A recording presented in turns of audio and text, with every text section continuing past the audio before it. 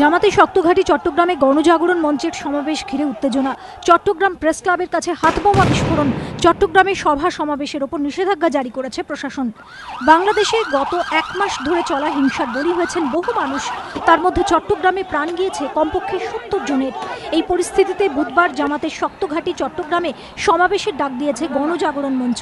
যদিও সমাবেশ রুখতে পথে নেমেছে জামাত সহ বিভিন্ন মৌলবাদী সংগঠন। এদিন সন্ধ্যায় চট্টগ্রাম প্রেস ক্লাবের সামনে ৩টি হাতবোমা বিস্ফোরণ ঘটে। এই পরিস্থিতিতে বুধবার গণজাগরণ মঞ্চের সভা ঘিরে অনিশ্চয়তা তৈরি হয়েছে। আমাদের দাবিগুলো খুবই পরিষ্কার। আমরা চাই না যে বাংলাদেশের রাজনীতিতে যুদ্ধাপরাধীদের এবং মুক্তিযুদ্ধ বিরোধীদের কোনো অবস্থান থাকুক। এমনকি আমরা চাই না যে বাংলাদেশের সরকারের রাষ্ট্র পরিচালনায় কোনো যুদ্ধাপরাধী বা যুদ্ধাপরাধীদের যে সংগঠন জামাত শিবির তাদের গাড়িতে ফ্ল্যাগ উঠুক, তারা জাতীয় সংসদে যাক, এটা আমরা স্পষ্টভাবেই জানিয়ে এসেছি। ইতিমধ্যেই চট্টগ্রামে আধা সেনা মোতায়েন করা হয়েছে, চলছে পুলিশি টহল। বুধবার চট্টগ্রামে হরতালের ডাক দিয়েছে জামাত। এদিকে মঙ্গলবার বিএনপির ডাকা হরতালে বাংলাদেশে মিশ্র প্রভাব পড়ে। বেশ কয়েকটি জায়গায় পুলিশের সঙ্গে বিএনপি সমর্থকদের ব্যাপক সংঘর্ষ বাধে।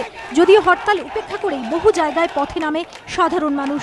বিতনু চট্টোপাধ্যায়ের রিপোর্ট, এবিপি আনন্দ, ঢাকা।